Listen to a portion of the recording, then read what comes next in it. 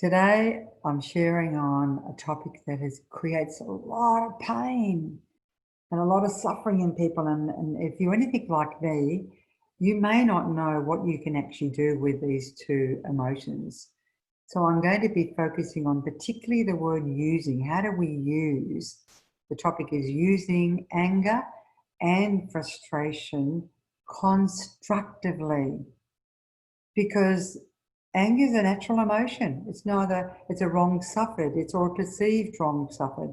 And more often than not, it's a perceived wrong suffered as well. It's a God-given emotion, but what do we do with it? How can it be constructive?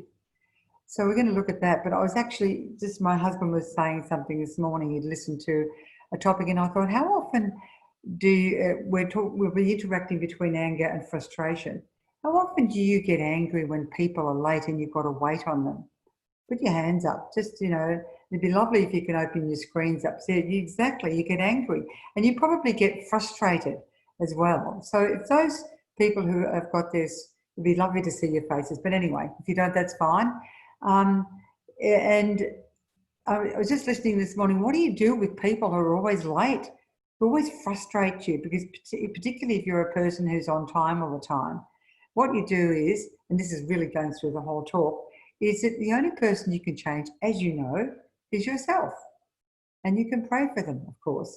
But I was one of those people that must have frustrated people like heck. And they must have probably got angry. And I realised all the things around it until one day I actually took responsibility. And I thought, how is it that I can actually respect others and be on time? Because it's about respect. And I was always too busy doing other things for other people or whatever I thought was good. And then I'd always sabotage myself and upset other people. So you can we actually got a piece of paper, my husband and I, and we wrote down how long it took to get out of the house, how long it took to get in the car, how long it took to get there. And we actually did calculations, wrote it on a piece of paper because we both wanted to be on time, mainly because that would respect others and it would take the stress out of it. It would stop me getting angry and frustrated at myself and beating myself up. And it would stop other people feeling like I didn't really care about them, which was the opposite of what I actually did. But I didn't realise this being late, such a little thing. So there are so many ordinary things that can make us frustrated and then angry. So as I go through the talk, just pick up one little tool that I'm going to share with you. One of the stories also I want to talk to you, because stories are great to get you involved, and then I can open it up a bit more. And that was about a woman who was in our family, and I'll call her Marg. And Marg was a really good woman, but she had a very damaged husband who used to drink a lot at times, really good, but then he would torment her and tease her and torment her. And Marg had promised herself, she told me years ago, she said, I've given up crying, given it all up, I've just decided I'm not going to have any emotions. And she became frozen. And except this particular night when she was pushed and shoved and tormented enough. And maybe some of you can think of an incident in your life when you felt like you were pushed to the end limit and you became super frustrated. Well, she got a knife, she turned around and threw the knife at him. It just missed him and it smashed the window.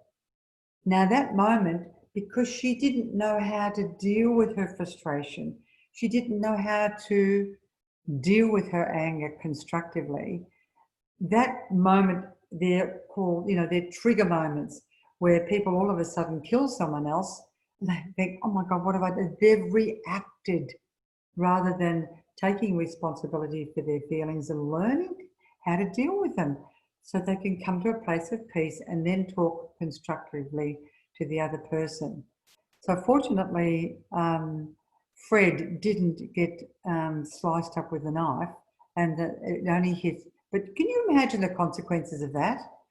And what about another lady called Meg, who came to me And I said, how are you? She said, I'm so frustrated. I'm so angry.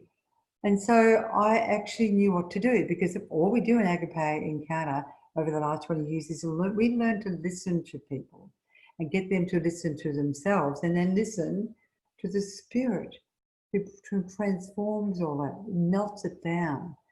And more, that's why we need to be present to ourselves. So anyway, Meg said, I'm so frustrated. I've tried for so long for him to take his tablets.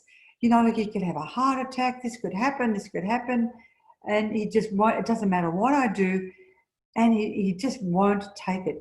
And he's also drinking too much, and he won't give up his drinking. So can you hear the frustration? I can't change him. That's the belief in it. I can't change him. So she was absolutely murderous, because when he drank, she would suffer the consequences. And I said to her, let's process those feelings, because the way through how to use these feelings was, I said, what else do you feel? So we actually listened to all of her feelings and emotions thoroughly. And we did the three-way perspective meditation, which we're going to do in a moment, to show you how you can be empowered, take responsibility for yourself when you feel angry and frustrated. Take yourself aside. It doesn't matter where you take yourself. And you can do this simple exercise, this simple meditation that can transform how you feel. And then you can respond to that person that's doing something that's inappropriate in the right time, in the right space, in a way that's calm and constructive, rather than raging at them. Anyway, with Meg, she had a whole heap of emotions. And I said to her, so what would you like to do to him? And she said, I'd like to kill him. I just want to kill him. I just could murder him. I'm so fed up. I'm so frustrated. Anyway, so I said, so let's do the three-way perspective meditation. So she did that. And in her mind's eye, she expressed all her anger, and she imagined murdering him and all that sort of stuff. Because if you don't express it, like that knife that was thrown, you can actually do it to someone, and you don't, then you think, I've lost complete control, because you've never dealt with your feelings. So in this case, she dealt with her feelings. She actually put her, whatever she did to him, and just beat on him. And then in the end, I said, now have you finished all? And that's a way of expressing your anger and frustration. And I said, now look at him. And I'm going to ask the Spirit of life and truth, of justice, I want you to look at him in your mind's eye and tell me, what does he look like now? Well, how do you see him now? You've had your voice, you've expressed it in your mind's eye, only in your mind's eye, for the good of all. So what do you look at? She said, oh my goodness. She said, now I see he's a broken man. I see he's powerless. He's trapped. It's like he's not able to do anything. So I said, how do you feel now? She said, I actually feel compassion. So I said, do you want to murder him? She said, no, I don't. I really don't. So their relationship began to get better as a result of all that tension and all that anger, her having taken responsibility and having used those feelings to actually take it out in the mind's eye in this beautiful meditation, wonderfully productive meditation, clearing meditation, and then being able to see clearly, and then being able to see the third perspective. I said, now would you be willing to listen to the one who created your husband and yourself? What else does he want to show you? 3 perspectives. Very, very powerful. And that transformed her in that moment, rather than reacting to that person. So just, I want you to think for a moment, have you ever wanted to murder anybody? Seriously, put your hands, wave your hands. Have you ever wanted to kick somebody or give them a punch or give them a good shake? Well, this is what you can do in a moment in this meditation. Yeah, I've got hands going, great. Because this is, honestly, this is our humanity. And unfortunately, we're not taught in a religious sense, or even in life, how we can actually express these emotions in a non-harmful way. So we gain perspective, 3 perspectives, which totally transform how we are. So anger is, as I said, a natural emotion. Jesus was angry. He was enraged when the temple was defiled. And that's in 1 Corinthians 6. And he was also angry and probably enraged at the hardness of the heart of the Pharisees. When on a Sabbath, he wanted to heal the man of the withered hand because they were so much into getting it right and being right and doing the right thing. That's why I think the prostitutes often get into heaven quicker than they do a lot of the people in certain religious institutions, because they're not doing what is the loving thing by really caring like Jesus wanted to do that day. So he was angry. One of the things that is a wonderfully simple tool is as well as the dealing with your feelings and emotions, is when people have been so angry when they've come to us over the years, and they've processed all their feelings and their thoughts and beliefs, I'll say, now, if it's appropriate and you know Jesus, because some people don't, I just say, just join your anger with Jesus' righteous anger. There is a justifiable anger at times, but it needs to be used appropriately. So you can do that. And at the moment, just recently, I was working with somebody and I said to them, just join that anger now with Jesus' anger, because he was defiled on the cross. He was unjustly dealt with. He was abused physically, emotionally, mentally. He knows what it's like. Join it with his, because it wasn't the end for him, nor is it the end for you. And at the moment they've made the decision to join that, at that moment, all the other emotions just dissolved. That joining. So it's a simple, simple act of joining your anger, but often you've got to resolve them all. So anger is not an emotion that's good or bad, because Jesus was angry. It's what we do with it that becomes, right or wrong, or good or bad. It's either going to build your life or it's going to destroy your life. Same with frustration. And repressing those emotions, just like that Mark did, all they do is make you depressed. They make you irritable, frustrated. They actually bring a chemical imbalance in your body, because you're bearing all your negative emotions. Because so many people, well, I was one of them, usually felt so bad as a child. You never ever felt you had the right to have a negative emotion or a negative feeling. So I've now learned that is absolutely wrong, and there's a productive way of using them.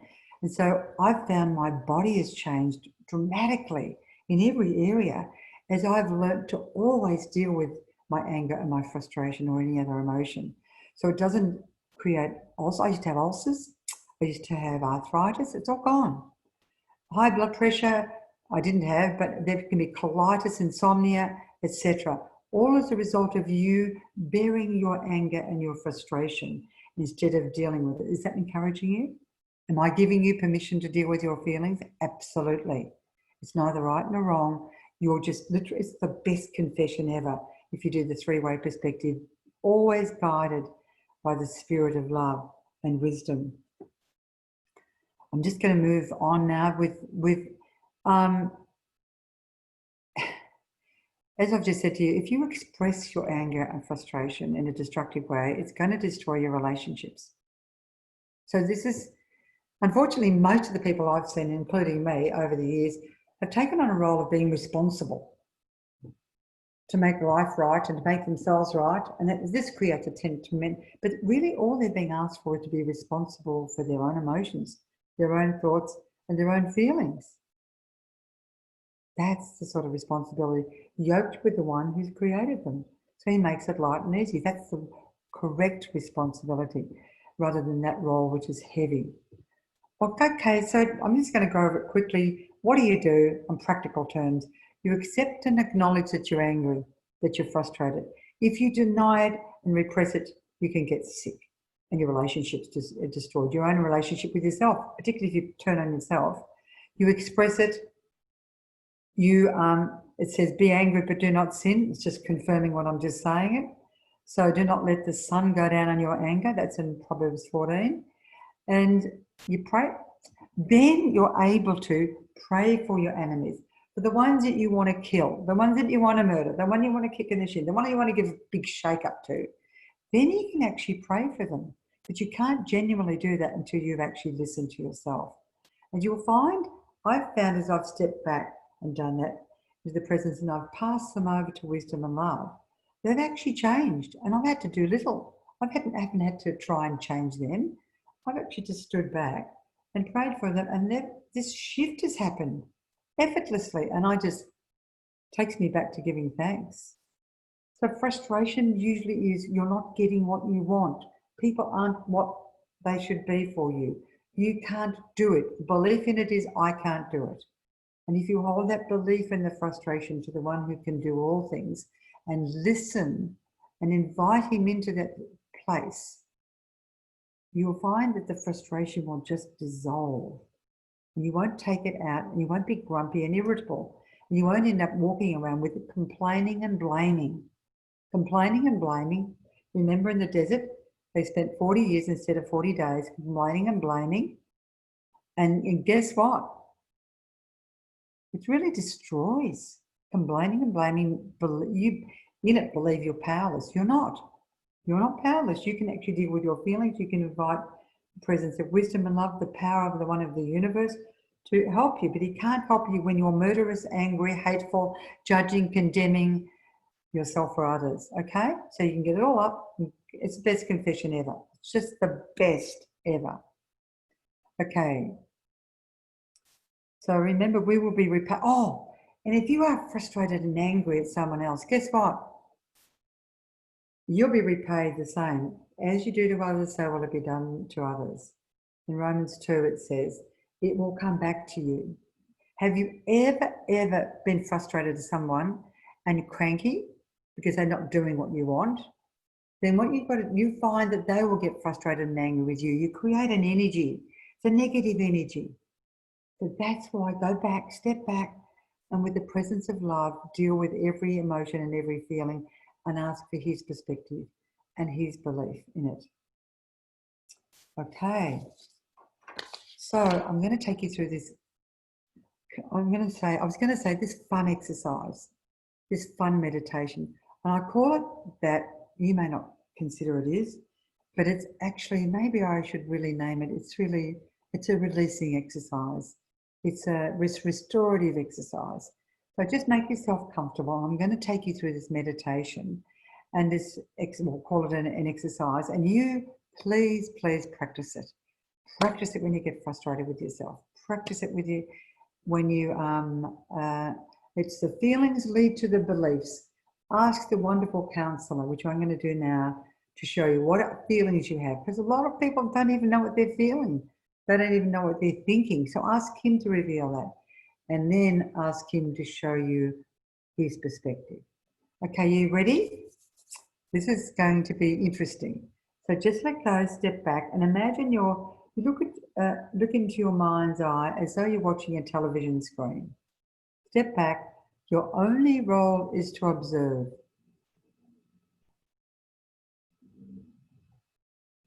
And accept and acknowledge what the wonderful counsel who lives in you, the Holy Spirit, he's going to reveal the feelings. He's going to reveal where you're frustrated and where you're angry. And he's going to give you permission in his presence to express it to the other person in whatever way needs to be to get rid of it so it doesn't damage them. And then you'll be able to see them through his eyes. So, make yourself comfortable. Sit in the chair, be present. And if you relate to the Holy Spirit, Jesus, wisdom, love, truth, to me, he is all of those things. And he's also the wonderful counsellor. But we do have people that come that relate more to the wonderful counsellor. So we'll use that name. Please use whatever name you wish. I'm going to ask the wonderful counsellor, the Spirit of truth and justice,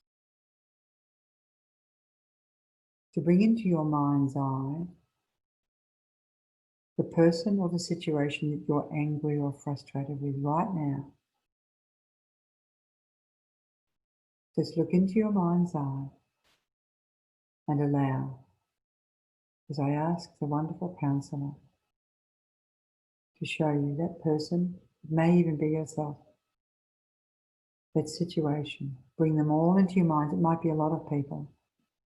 Look at them. Our wonderful counsellor, As everyone looks at this person or these people or this situation, you show them when they look at them, what are they feeling?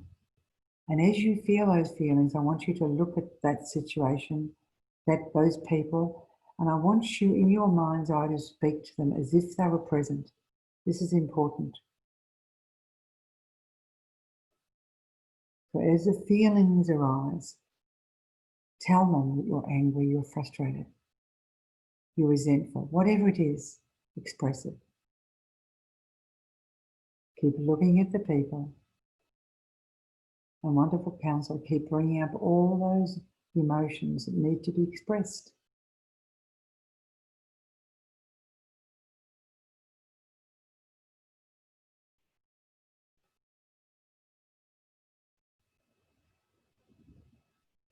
And now as you look at them and you're telling them how you feel as a result of what they're doing or not doing, or what they've done to you, I'm going to ask the Holy Spirit permission, and He wants you to do this for your own good. You show them what they would like to do to those people, to that person, to themselves. And whatever comes to your mind, whether you want to give them a shake, hit them on the head, kick them in the shins, express it. It's better out than in.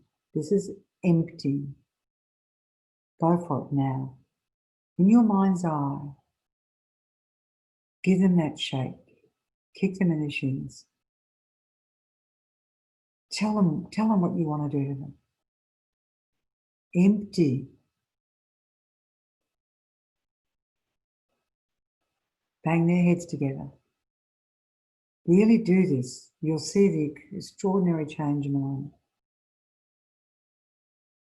And you're not bad for doing this. This is just the best confession ever. It's empty so you don't get depressed.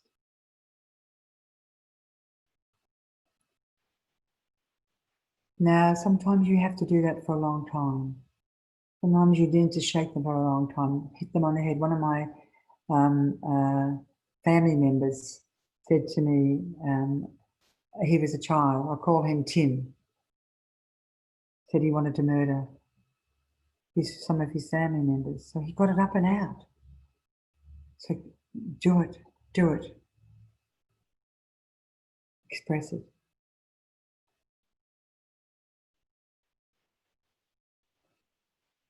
And now I'm going to ask the wonderful counsellor, you had a voice, you've expressed your feelings, your beliefs, your anger, your frustration, and other emotions.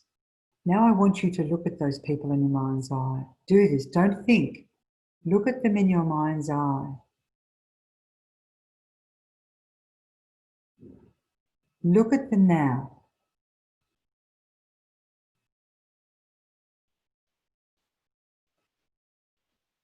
And I'm going to ask the wonderful counsellor to show you, he sees everything. What would those people or that person or whoever it is, that situation, what would they say back to you? Now listen. Listen.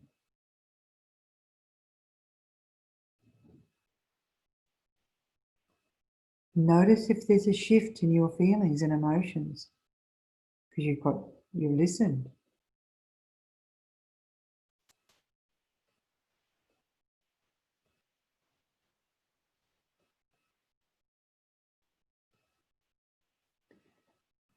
And notice if you had a shift. If you haven't had a shift, it means that we the team, and certainly go to a good counsellor, but we can actually help you because it may be triggering off previous situations and memories. And we can have an encountering session at the end of this, or we can make an appointment.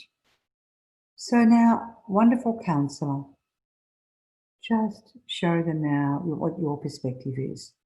Show them this person, these people, situation as you want them to see it.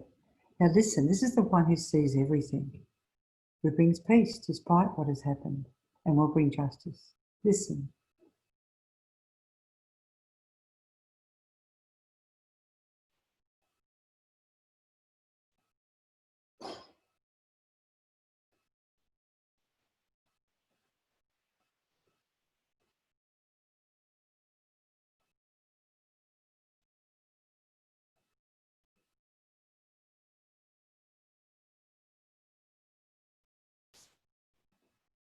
Now, just gently come back into the space where you are. Notice if you've had a shift or not. But if nothing else, you've actually listened to yourself, even if it's about yourself. You will feel usually lighter, freer. You'll have given yourself a voice. You will have, as a result of expressing that, and you may have actually softened towards the other person. That is an exercise you can do anytime you want, anywhere, and you can do it very quickly when you get used to doing it. So you don't actually vent your anger and frustration at anyone else, but you can actually take responsibility and speak responsibly in a way that they can hear you, which they often can't do when you're angry. Thank you for listening, and you can come back to this on YouTube anytime you like, you feel angry or frustrated.